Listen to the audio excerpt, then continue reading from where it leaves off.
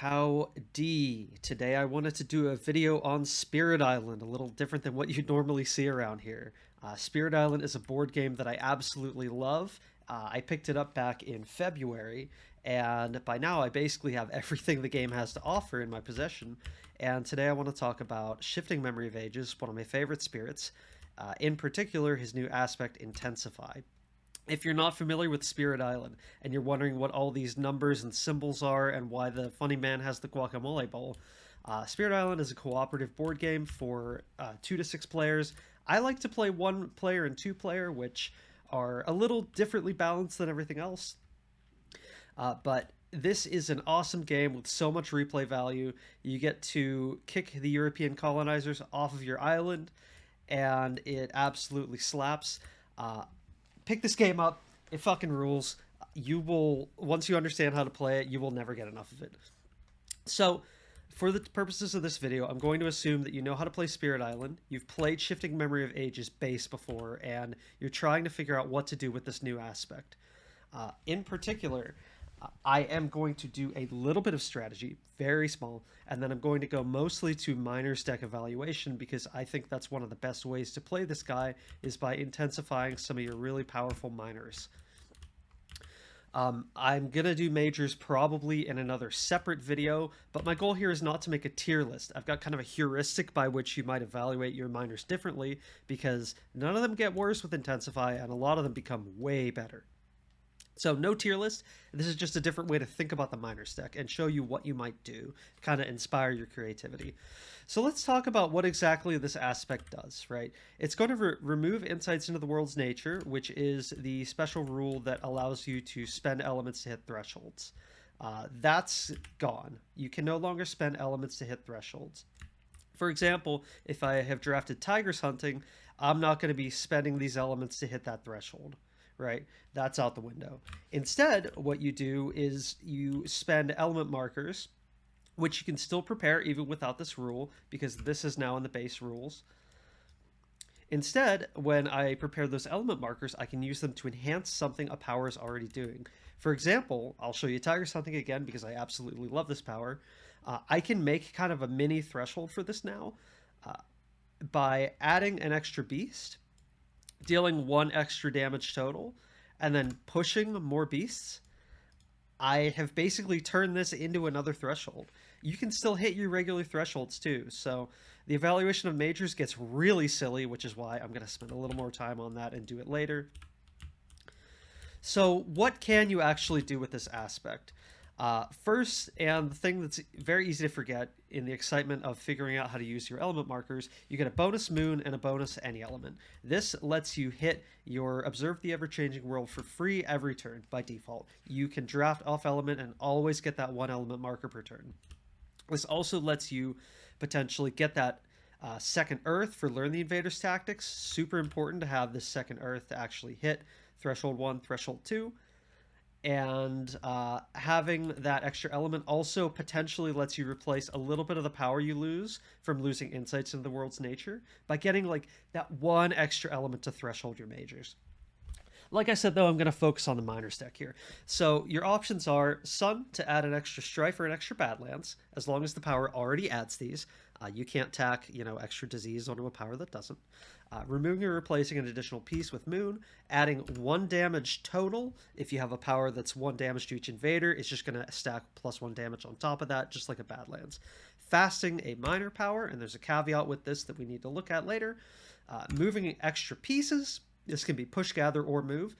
Adding 2 defend to a power that already defends.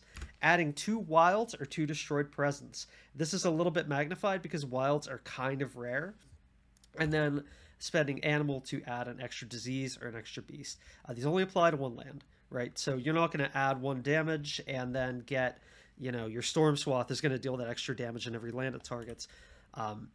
In addition, you can only do 1 per action. You're only going to intensify in those little discrete parcels. And if you get repeats, the intensifications do not count towards repeats. You have to basically re-spend to hit those thresholds again. So let's look at a few caveats here. So you can spend element markers on any kind of power, right? But for your uniques, you can't fast them. So Boon of Ancient Memories, this is not a minor power, it's a unique power. You can't fast this. Similarly, you can't add more fear, which is a super common effect on minors and uniques. So you can't do anything with Study the Invader's Fears. However, powers like Share Secrets of Survival, all of a sudden I can gather 3 Dahan with this by spending a water element. Also, because this is any action, you can spend element markers towards your innates and any other actions you're granted. For example, I can spend this extra earth to turn this defend 2 into a defend 4, or this defend 3 into a defend 5, making you very edge case proof.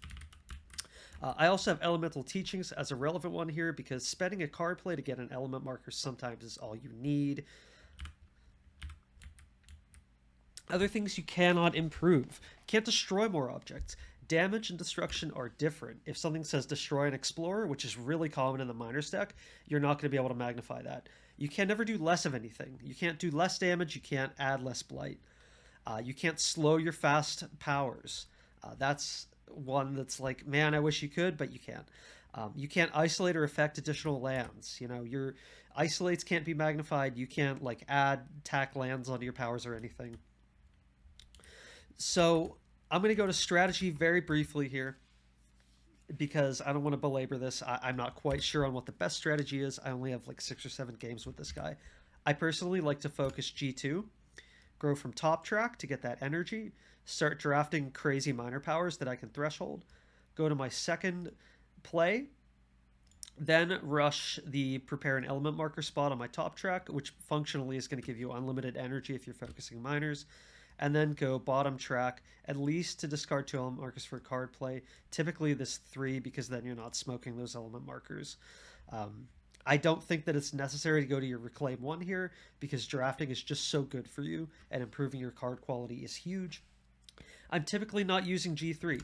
I don't really see a reason for this if I'm doing a minors focused build. Your mileage may vary.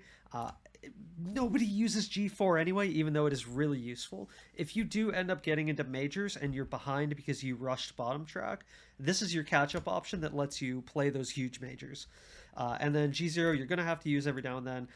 I just like treating this guy as though he's got 2 growth options and just slam that G2 almost every time. Again, your mileage may vary.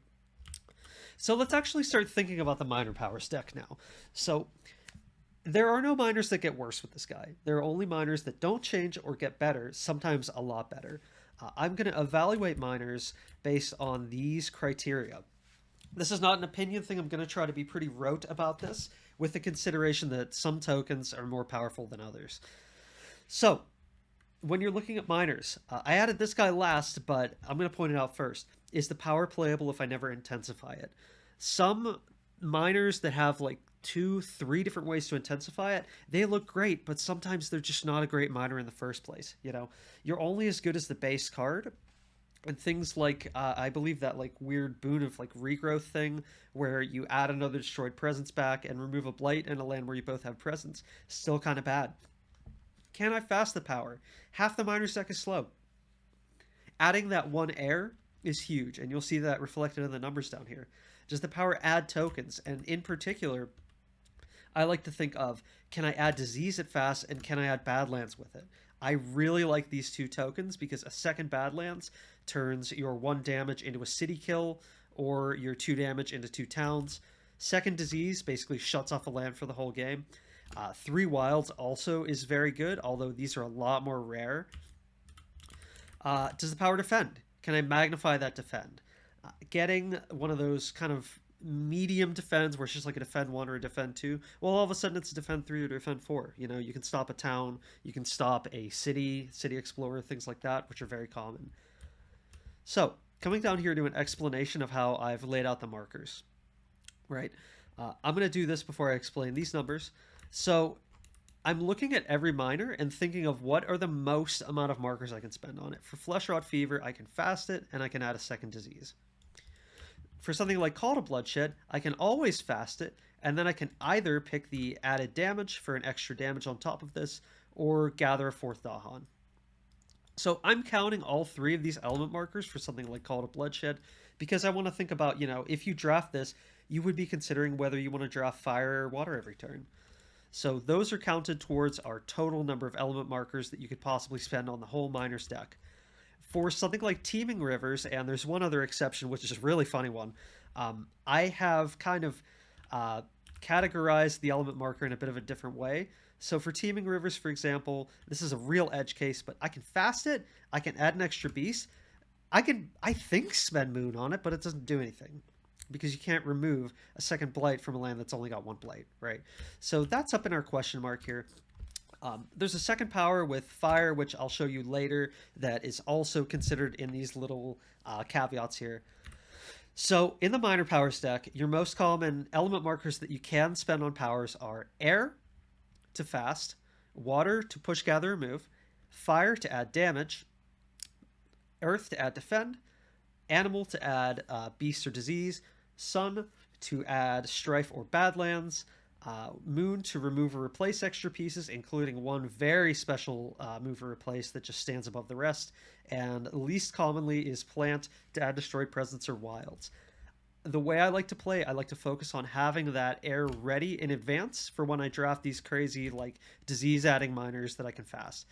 Having this earth is also really important. This number is a little misleading because you can always spend earth every turn for this learn the invader's tactics, and because you aren't able to just spend markers to get that threshold, you might want to draft earth cards a little more aggressively than you normally do.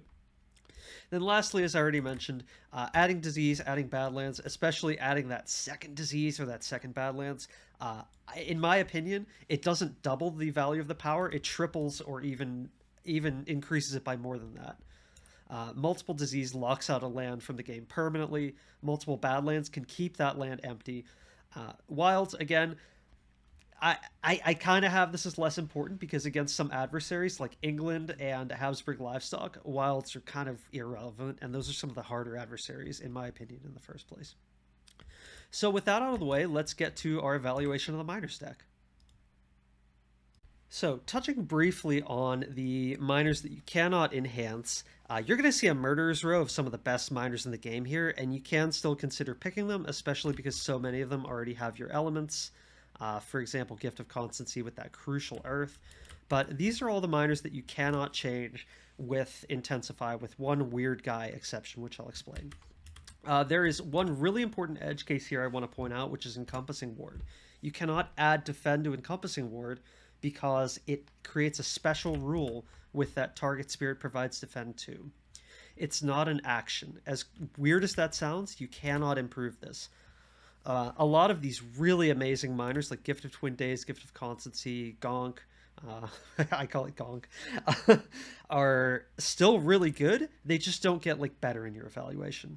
But considering that you're rushing card plays, maybe you do want to value them higher. Cards like Steam Vents that just destroy things, these can't get any better.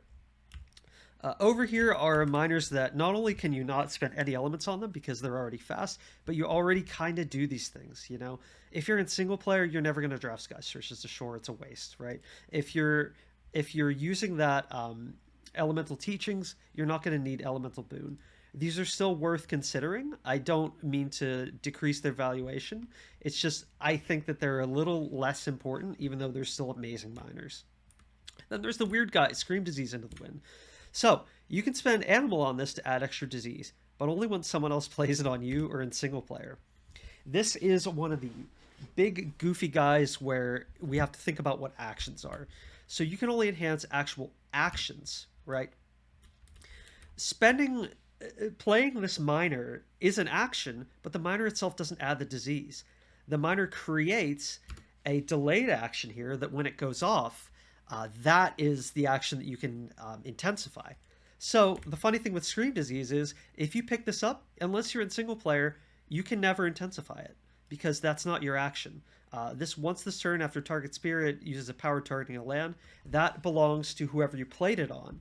So unless you've got a second shifting memory in your game, you'll never intensify it. However, I'm still counting this because Scream Disease becomes pretty bonkers when someone else plays it on you. This is a really easy way to buff Intensify Shifting Memory of Ages if you're at a table with them, and I think they will love you a lot if you grant them this power. So that's our no intensifies. Next up are our one intensify maximums. You'll notice that some of these have multiple options for which you can spend different elements. One funny thing I noticed here is there's only a few miners that don't do anything else you can't intensify that are slow. You're going to see a ton of the slow miners come up in the 2 intensify category.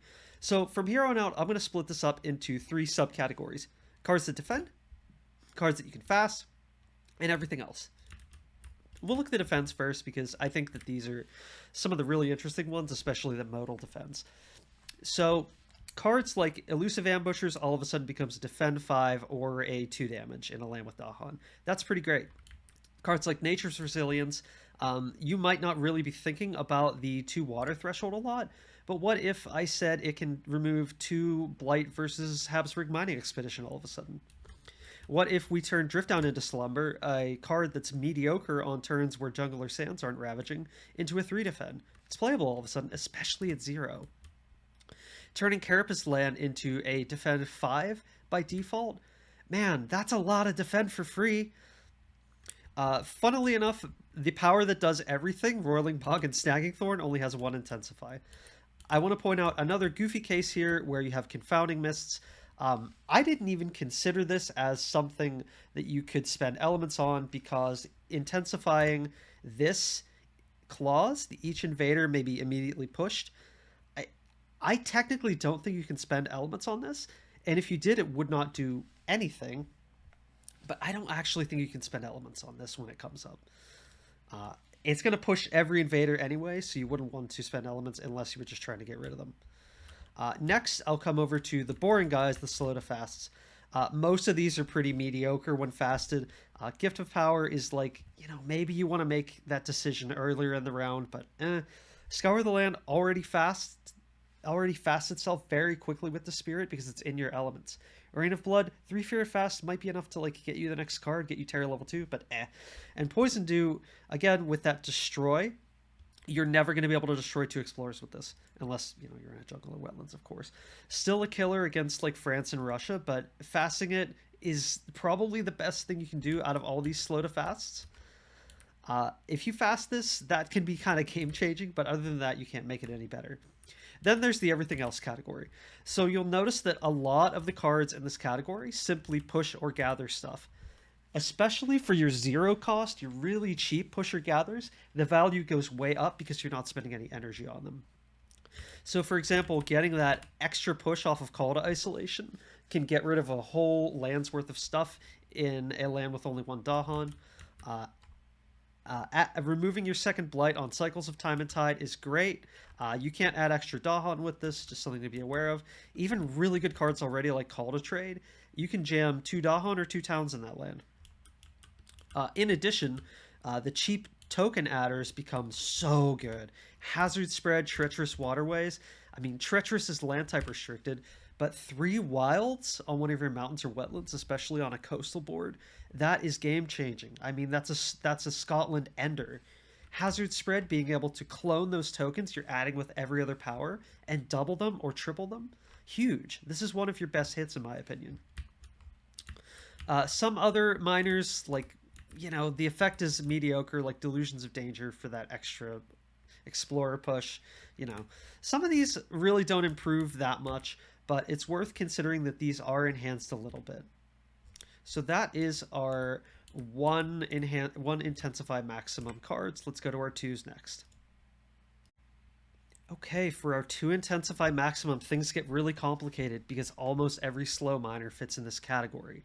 I have subcategories: defend, slow to fast, and everything else yet again.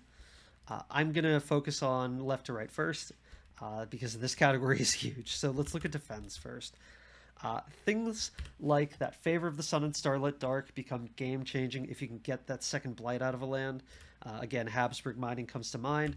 Adding extra tokens off of defense with Domesticated Animals, Razor Sharp Undergrowth, and Guardian Serpents are amazing. And taking that extra Explorer out of a land can turn this into kind of a niche card versus stopping multiple Explorers in multiple lands, I really like things like Razor Sharp Undergrowth with this because, a lot of the time you're going to play this in a land that doesn't destroy Dahan. You kill 2 Explorers, add that 1 or 3 wilds, and all of a sudden that land is out of the game completely. you'll see with a lot of these 2 enhancements that you can just shut down entire lands, which in single player or in lower player number games can be gigantic. Looking at the everything else category next, we've got one goofball here, which I will actually explain first because I absolutely love Blood Draws Predators in general. So Blood Draws Predators is another power that adds a delayed action. So technically, when you play Blood Draws Predators, you don't intensify it now. You bank these markers, and then later, when the next time invaders are destroyed goes off, then you can choose to spend these markers to enhance that action. Important caveat, just bear it in mind. Things like Sky's Herald and Disorienting Landscape, in my opinion, also go up a lot in value, especially Disorienting, which again is another one of those powers that can remove a land from the game entirely. Adding extra Destroyed Presence back, this might be a really great option if you're with a spirit that sacrifices a lot of presence. I believe Vengeance doesn't like lose that presence permanently unless they eat it with their 1 minor. Sorry, unique. And then with someone like Sun, this might be a huge boon for them. With someone like Heart of the Wildfire, have fun, go crazy. Okay, for our slow to fast, I'm going to look at tokens first here because I think that these are some of your best hits. All of your land type restricted disease ads, in my opinion, become so much better with this guy. Because while your jungle or sands might not be coming up this turn, adding 2 disease to it means that you don't have to worry about that land for the rest of the game. This can be a really good way to start establishing or maintain a pocket. Anything that adds Badlands and or has multiple modes, especially free powers like Sear Anger, so much better. Because, you know, that 2 damage, town kill, that extra Badlands makes your next cast of Sear Anger better if you can start adding those wilds. Territorial Strife, I think this is a really funny one because if you fast and then fire it, that's 2 towns you kill in a land with cities. Game changer versus England or Habsburg livestock on the coast. Some of these are a little less good, like Terror Turns to Madness. You can add that Strife, but it's only going to happen in Terror level 2, for example. And then the special one I really want to point out here is Call of the Dahan Ways. This is a premier hit. Replacing 2 towns with 2 Dahan, bear in mind you have that free moon. It's on your bonus. So you're hitting this threshold every time this comes up. Replacing 2 towns with 2 Dahan is bonkers. That is a game changer that lets your strikebacks be so much stronger. We'll come over to the blight removal category, and in between these I've got the teeming rivers because again you can't I don't know if you can spend element markers on this. You might be able to, but it won't do anything because you can only have that 1 blight in a land to remove it anyway. Still a great card. Any of your blight removals, especially ones with multiple modes like Song of Sanctity or Call to Tend, become a lot better because all of a sudden those bad like built up lands, Habsburg mining, Sweden, even Scotland, if you can target coastal wetlands with these, you can remove 2 blight from that land now, and that can be enough to keep you from going Blighted Island for the entire game. I really, really like Song of Sanctity here. I think that this can be a real game changer. And then oh, I actually missed one here. I missed Voracious Growth. Shoot. I missed a fire there. So we'll just add that 1 extra fire to our tally. I'll put that in the video comments as an errata. You can't get them all. Sorry. Then there's the everything else category, which has 3 main subcategories. Your extra pushes, your extra damage, or your extra choose pusher damage. So over here on Call to Bloodshed, Bat Scout, these are already 2 powers that I like a lot. They're less good with this guy because he doesn't naturally deal with Dahan.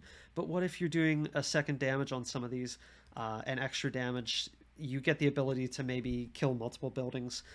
Fasting something like Call to Bloodshed or Bat Scout, that's a game changer in a built-up land. If you have like a Hearth Vigil or a Thunder Speaker playing with you, you can really blow out their lands and make their little bits of Dahan protection really count for a lot.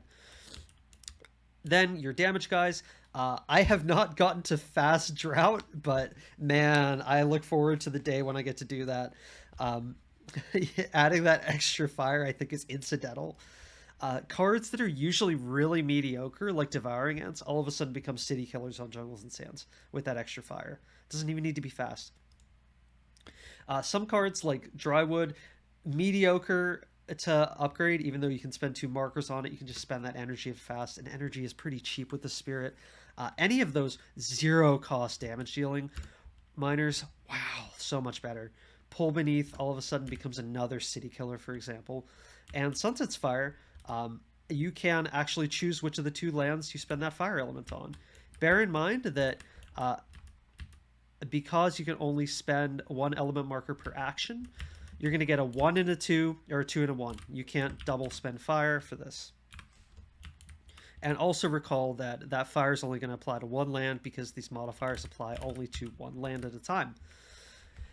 These are some great considerations over here in the push and gather category. Fasting Light Calls to Light can be a game changer. Fasting Gnawing Root Biters, it's free and it pushes 2 or 3 towns. That's so much.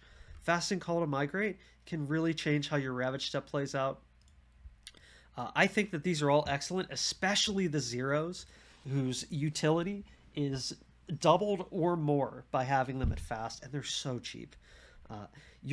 If you start picking up a lot of these, though, you might find that you're really running out of that water element pretty quickly, so don't overdo it. It's very easy to play a lot of control with this guy when playing into those Badlands, and that damage can also be so strong.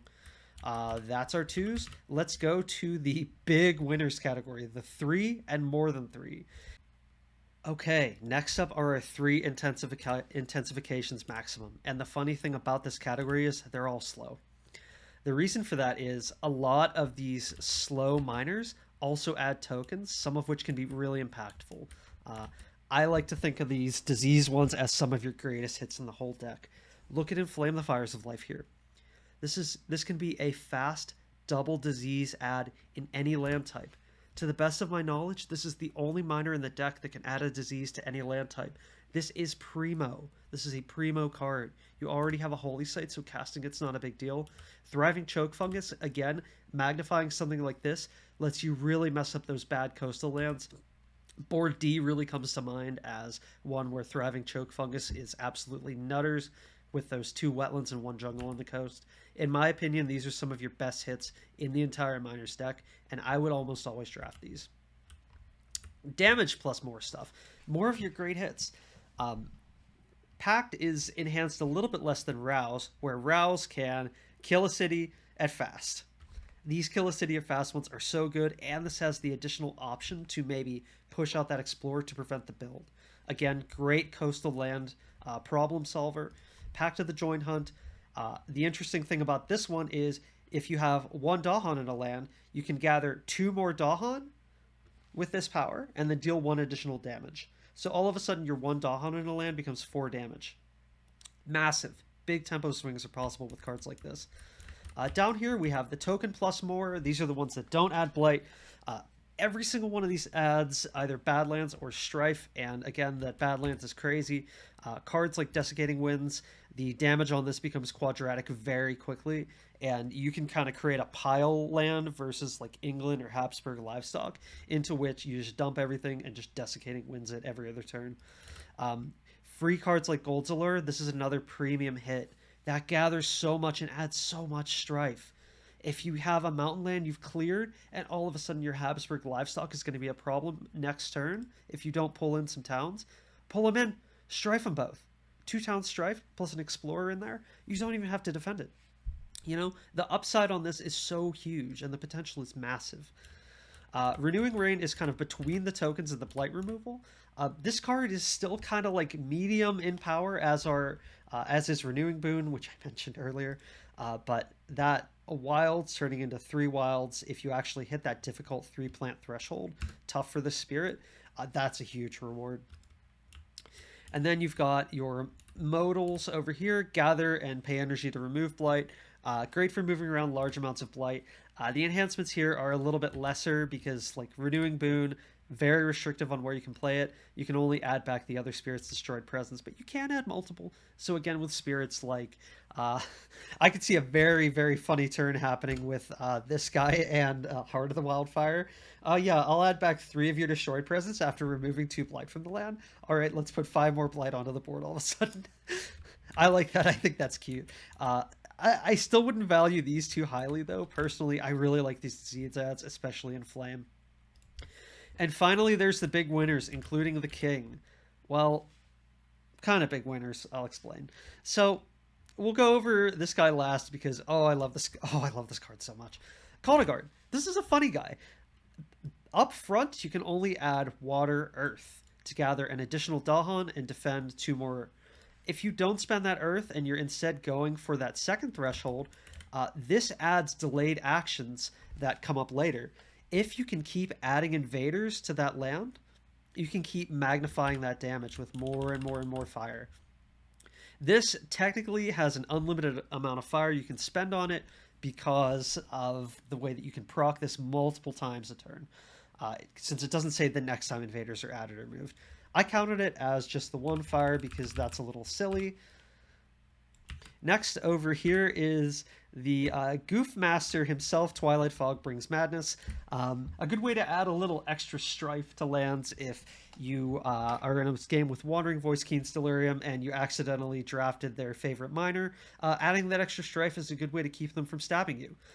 The funny part about this is the 4th Intensify kills Dahan. I couldn't think of a circumstance in which this is useful or desirable, but you can do it. You can definitely do it. So I had to add the fire. I did add this as kind of a caveat fire because I don't know why you would do it. This is the 22nd one in that 21 or 22. But you can do it, you know, if you're feeling sadistic. And then there's the king, Dire Metamorphosis, the card that does everything. If you fast this, I mean, the land is removed from the game completely. That blight is basically irrelevant. You can fast this, add an extra strife for Badlands, add an extra disease or add an extra disease or beast. Hold on. Deal a 2nd damage, add 3 wilds. The ceiling on this power is through the roof, especially because it is in all your elements. Especially this little guy right down here, this animal, really pushes it over the top for me. Some of your really good minors hits have that animal threshold, as do a lot of your really good majors hits. So having this card is game changing, and I would almost always consider picking this up as long as you're not already having blight problems. The just upshot of this card, just fasting it is enough to make it bonkers, but even just playing it at slow, 2 disease is so much. 3 wilds is so much. 2 strife turns the land around. Multiple Badlands can magnify your majors later. You can maybe set this up preemptively in your 2 city land versus Scotland in your 2, and you have this huge upshot for the remainder of the game. So in my opinion, Dire Meta, excellent pickup. All of these are excellent pickups. The funny thing with these is they're in some of your important elements too. And then over here, these are, again, more of your premium hits. Don't value these too highly. You know, you're not going to have 5 element markers to spend on Dire Meta. I'm going to be honest with you, it's not happening. I've never gotten this to happen, even though I've gotten to play with it once or twice. This is the absolute maximum it can do, but just that fast on its own, that's crazy. And that's why that fast is one of the most important element markers you can be preparing. So, I hope this gave you a good idea of how you might reevaluate the Miners deck with the Spirit. I think he offers a lot of really fascinating ways to play and to kind of pick up some miners you normally wouldn't even consider. I know I've played with some cards that I've literally never drafted and found that they're pretty good. And with this guy, they're even better. So it's the stonks on the Guacamole Master are looking up. I hope you enjoyed him. I hope you enjoyed his Guacamole Bowl. And I'll see if I can get a Majors video together after this. It's going to take a little while longer because going through that is significantly more challenging. But the good thing to think about is you'll never have to worry about that error if you're drafting Majors. Forget it. Okay, I hope this was informative and useful. If you got any questions, pop them in the comments. I will add that clarification for the extra fire that I missed. Ta-ta for now, and cheers.